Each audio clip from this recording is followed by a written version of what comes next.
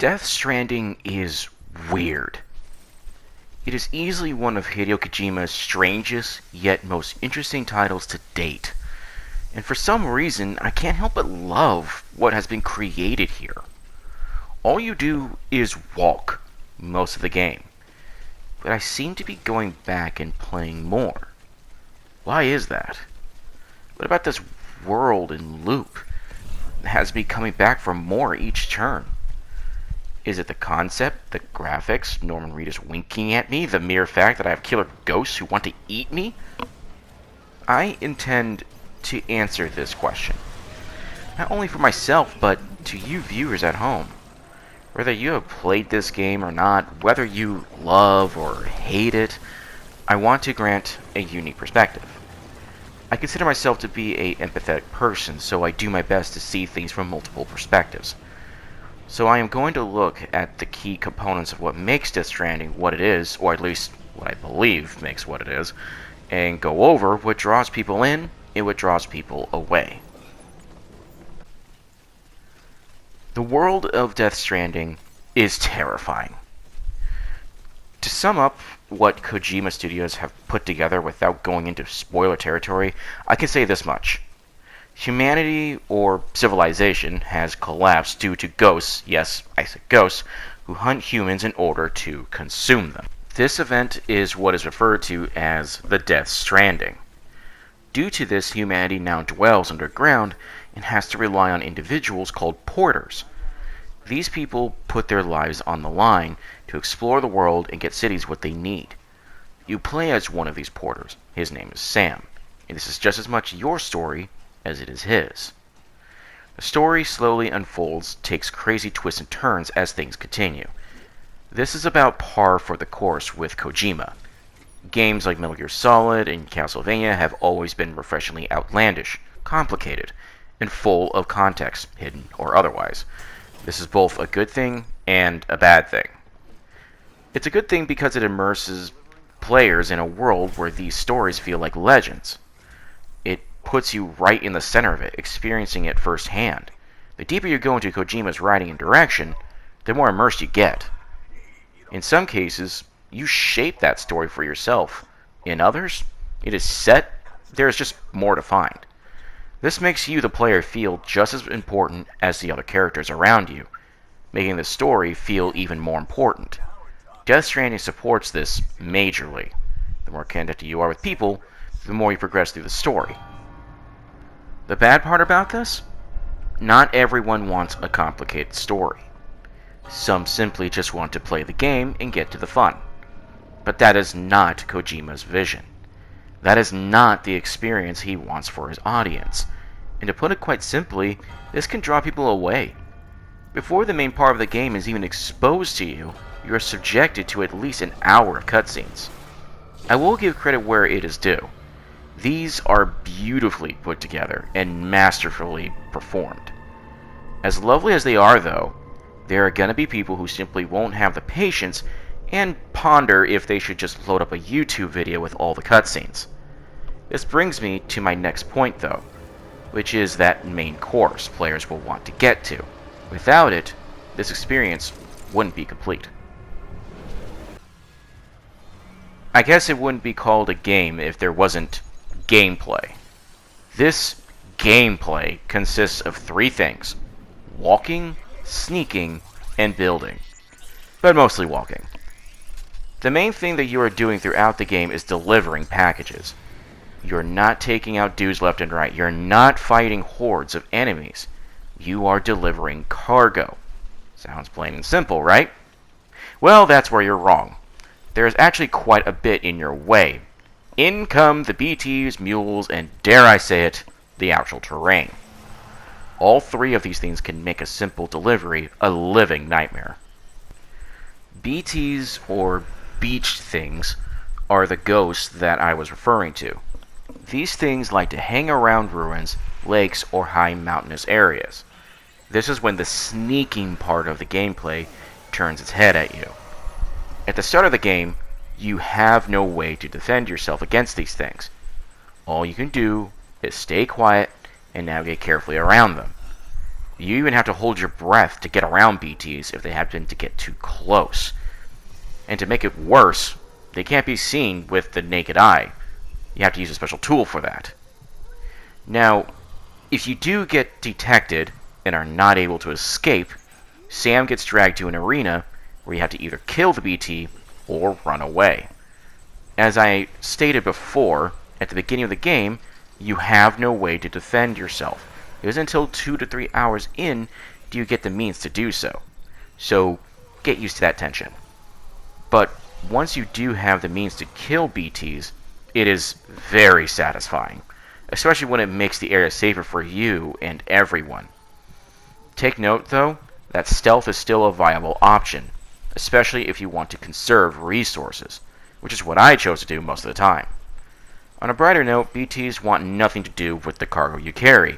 That's what the mules are for.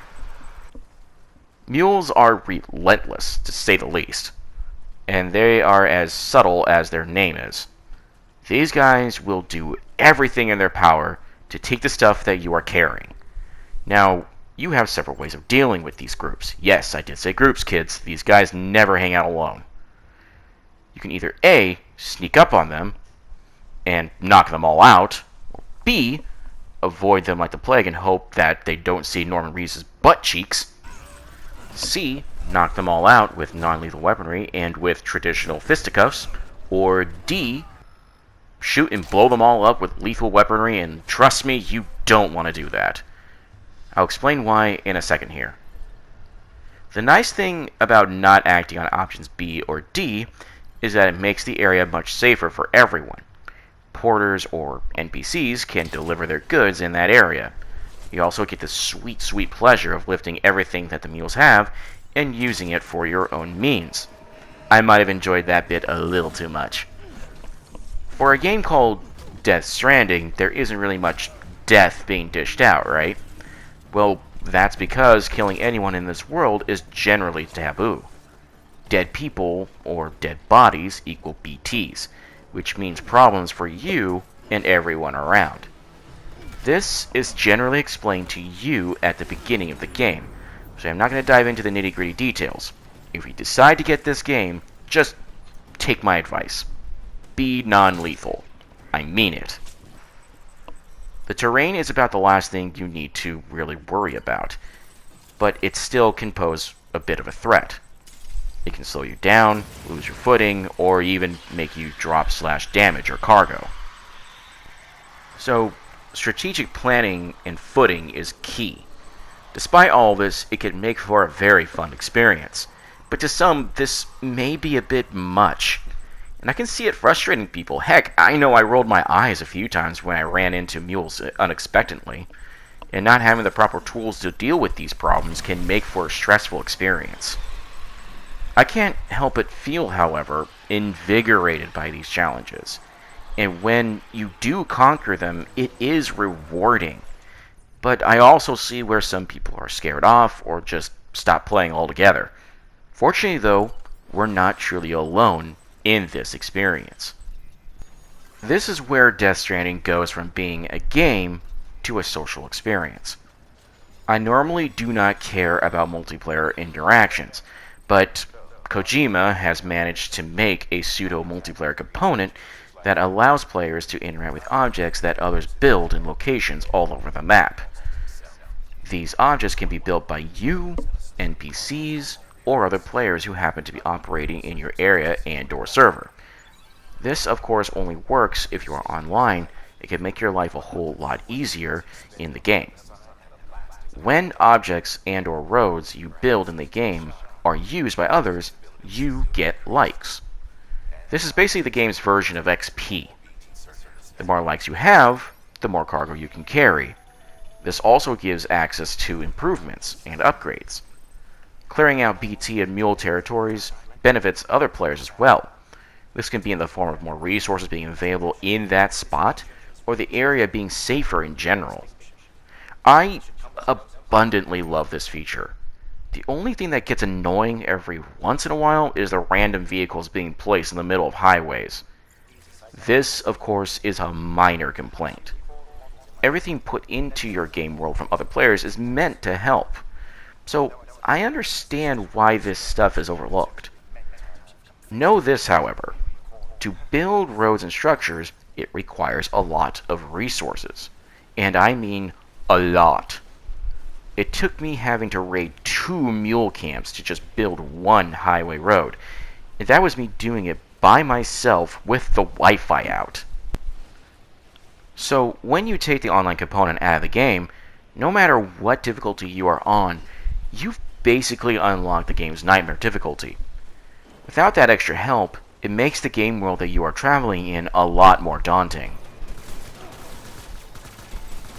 After all of this research, and playing the game for 30 plus hours, I think I see why I like this so much. I also see why others cannot even tolerate it.